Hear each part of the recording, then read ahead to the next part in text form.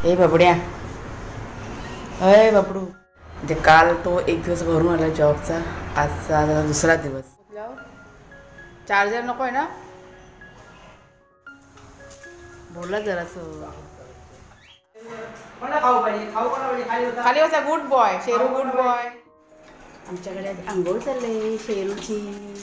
Lift आली, lift आली, lift आली, लिफ्ट आली. चला चला चला चला टाटा, चला चला चला चला चला. गुड मॉर्निंग, शुभ सकाळ. आज काय तुमच्याशी बोलू काही सुचत नाही आहे मला. चांगला दिवस आहे. म्हणजे कालच्या व्हिडिओमध्ये तुम्हाला सांगितलं कुणालच्या बाबांना म्हणजे जॉब बघा त्यांचा चालू झालेला आहे. 2 दिवस होऊन गेलेले आहेत ह्या गोष्टीला. आणि अजून एक चांगली बातमी तुम्हाला देणार आहे मी आज. पण सगळ्यात आधी हे जे सकाळचं रुटीन आहे ना ते माझं चालू आहे.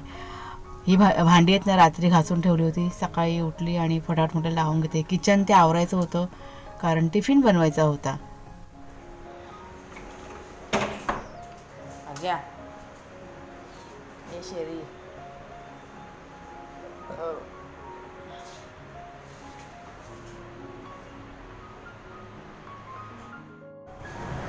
नमस्कार मित्रमैत्रिणींनो, मी प्रिया पवार आणि खूप खूप स्वागत करते साधा स्वयंपाक हे आपल्या चॅनलमध्ये. आता वाजले सकाळचे 6, 6:15 वाजले. टिफिन करायचं आहे कुणाल. म्हणजे काल तो एक दिवस भरून आला जॉबचा, आजचा दुसरा दिवस. टिफिन घेऊन जाणार आहे म्हणून पटापट लवकर उठले. पटापट करून घेऊया चला. कुणाल जेव्हा पण उठलेत ते आता आहेत बाथरूममध्ये. थोडीशी घाई आहे. बबड्या, अय बबडू, काय बघतो बेटा बाहेर? गाई करा, गाई करा. हे बघ, हीच एक गाई करू ना, चुटकू, पांढरा चुटकू. हे ते गाई कर अगी.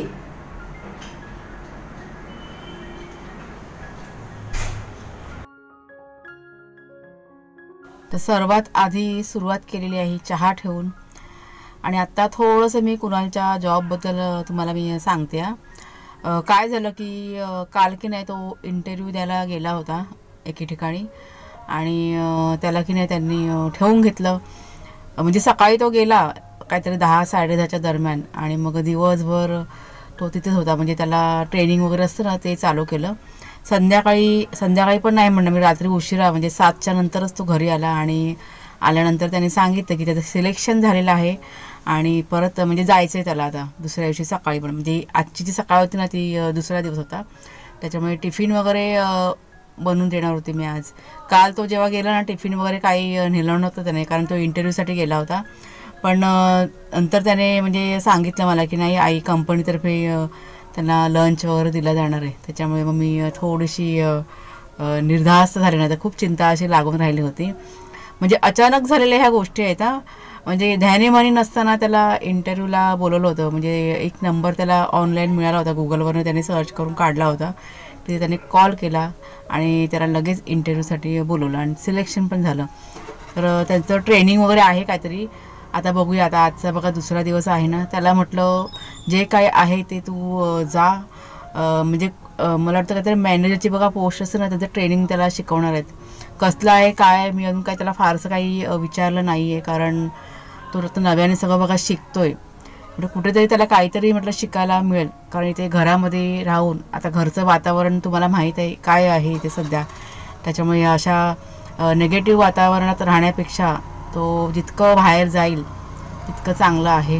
आणि त्याला काहीतरी शिकता पण येईल या विचाराने त्याला आम्ही दोघांनी पण सांगितलं की नाही तू जा म्हणून. भले तुला पगार नाही मिळाला तरीही चालेल आणि जरी कमी पगार असेल तरीही चालेल, या म्हणजे मताचे बघा आम्ही दोघंजणं आहोत. आणि त्याला पण ते पटलं. तर म्हणून मग चला म्हटलं टिफिन बनवायला घेतला बघा इथे मी. आता आज बनवते मी कोबीची भाजी. आता भाजीवरनं मला म्हणजे असं लक्षात येतं की बरेच दिवस झाले मी रेसिपी बघा तुमच्याशी शेअर नाही केलेले. गावी असताना अशा भरपूर रेसिपी वगैरे व्हायच्या, पण आता हल्ली इथे आल्यापासून काही सुचतच नाही आहे. म्हणजे इतकं नेगेटिव्ह वातावरण आहे ना की जेवायला बसलं ना की जेवणसुद्धा घशाखाली उतरत नाही. म्हणजे चांगले चांगले पदार्थ बनवावे असे वाटतच नाही आहेत. त्याच्यामुळे जे काही नॉर्मल आपलं असतं ना, भाजी चपाती वगैरे, तेच आता बनतंय. म्हणजे असं फारसं असं चांगलं वेगळं नवीन नवीन पदार्थ बघा आपण बनवतो तसं काही बनवलं जात नाही आहे. तर तुमच्याशी की नाही खूप खूप बोलावं, मन हलकं करावं असं मला ना खूप वाटतंय. मागे व्हिडिओमध्ये त्या ना आपल्या ताईंची एका कमेंट पण होती की ताई, सुनील भाऊंची तब्येत खूप खराब झाली म्हणून. अगदी खरी गोष्ट आहे. तर त्यांचीच नाही तर सगळ्यांचीच तब्येत खराब झाली आहे. म्हणजे पूर्ण आमच्या फॅमिलीचे, म्हणजे आमची 5 जणांची फॅमिली आहे ना, त्यांच्याबद्दल मी बोलते. वाघ्या, शेरू, मी, कुणाल आणि कुणालचे बाबा. पण इतकं टेन्शन भरं वातावरण आहे त्याच्यामुळे नाही बघा काही सुचत आहे. तर लवकरात लवकर प्रयत्न करून इथून बाहेर पडायचं आहे असं ठरवलं आहे आम्ही. फक्त ह्या दोघांच्या ना जॉबचं होऊ दे.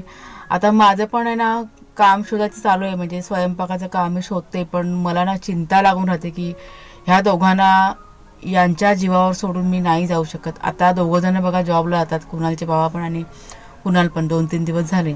त्याच्यामुळे मला आता बाहेर पडता येणार नाही आहे वाघ्या शेरूसाठी. तरी पण भोप्या वगैरे असेल ना, श्रद्धा वगैरे असेल ना, तर मी त्यांच्यासोबत सोडून जाऊ शकते. पण बाकी जी 2 माणसं आहेत त्यांच्यावरती विश्वास ठेवून मी नाही जाऊ शकत, अशी इकडची परिस्थिती आहे. पण आहे माझं बघा लक्ष आहे, कुणालच्या बाबांचं पण लक्ष आहे. आम्ही खूप जीवापाड वाघ्या आणि शेरू यांना की नाही जपतोय. अजिबात त्यांना आम्ही ना असं म्हणजे एकटं असं सोडत नाही. तर इथे बघा कुणालची तयारी झाली आणि कुणाल जॉबसाठी बघा निघून गेला. किती छान दिसतोय बघा. हे असे फॉर्मल कपडे घातले ना का एकदम वेगळाच दिसतो. म्हणजे जीन्समध्ये वेगळा दिसतो आणि फॉर्मल कपड्यामध्ये खूप छान दिसतो. तर कुणाल गेल्यानंतर इथे घर सगळं आवरायला घेतलं. आता कुणालच्या बाबांना आज थोडंसं उशिरा जायचं होतं म्हणून ते होते घरामध्ये. काल सकाळी जरा लवकर गेले होते पण आज त्यांना लेट जायचं होतं. तर इथे सगळं आवरावर करायला घेतली. वाघ्या शेरूचं अंथरूण आहे ना ते झाडून बाहेर सुकत घातलं आणि झाडू वगैरे काढायची होती ते सगळं करायला घेतलं. आता वाघ्या शेरू पण बघा मध्ये मध्ये त्यांची लुडबुड की नाही चालू असते. कामं करायला घेतली की त्यांचं चालू असतं.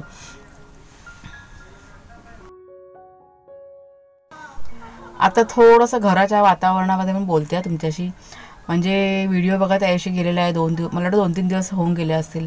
आणि मला वाटतं आता सगळ्या गोष्टी शेअर करायला काही हरकत नाही आहे, कारण कुठेतरी तुमच्या शेअर केलं तर फरक पडतोय. काय होतं की म्हणजे पूर्वी जे मी भोगलं आहे ना लग्न झाल्यानंतर, जेव्हा माझं लग्न म्हणजे नव्यानेच बघा होतं ना सगळं, त्यावेळेस ज्या गोष्टी घडल्या होत्या त्याच गोष्टी आता पुन्हा रिपीट होत आहेत. म्हणजे घरामध्ये भांडणं झाल्यानंतर कसं वागायच्या पहिल्यात सेम तसंच आता चाललेलं आहे. फरक फक्त इतकाच आहे की आता मी काय आहे तर मी आता यूट्यूबर आहे. म्हणजे व्हिडिओ करते. व्हिडिओ बरेच जण बघा आपले चाहते आहेत ते बघतात, ह्याची जाणीव आहे घरातल्या लोकांना. त्याच्यामुळे थोडंसं मानसिक दबाव किंवा काय म्हणून जे काय असं त्यांना म्हणतात, आता पटकन बघा शब्द माझ्या लक्षात येत नाही आहे, की आडीबाजी करणे, अजून वेगवेगळ्या प्रकारे टॉर्चर करणे, हे प्रकार थोडेसे कमी झाले आहेत.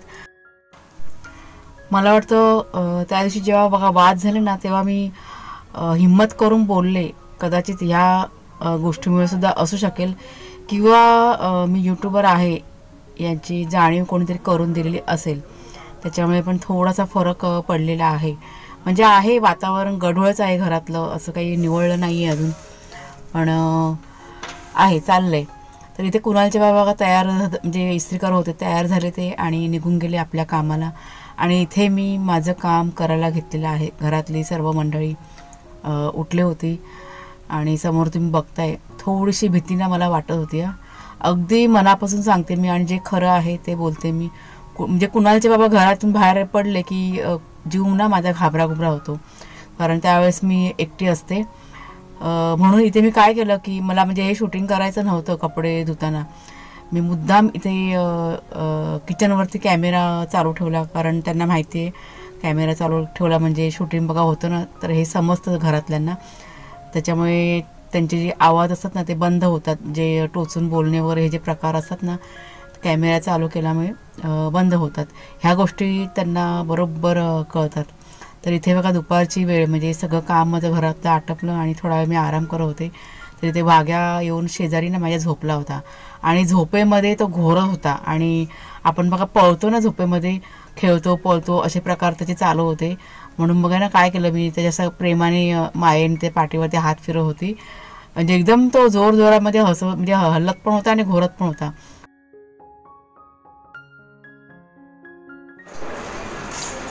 आमच्याकडे आंघोळ चालले शेरूची. वाघाची घालून झाली, आता शेरूची चालले. पळतो ना म्हणून ते साखळी घातलेले गळ्यात, ते पळतात आंघोळ करताना. आणि गरम पाणी घेतलंय. वाघ्या दाखवते. हा बघा आपला वाघोबा. बाबू नाव गेली आहे, नाव गेली म्हणजे चोनुरी नाव गेली.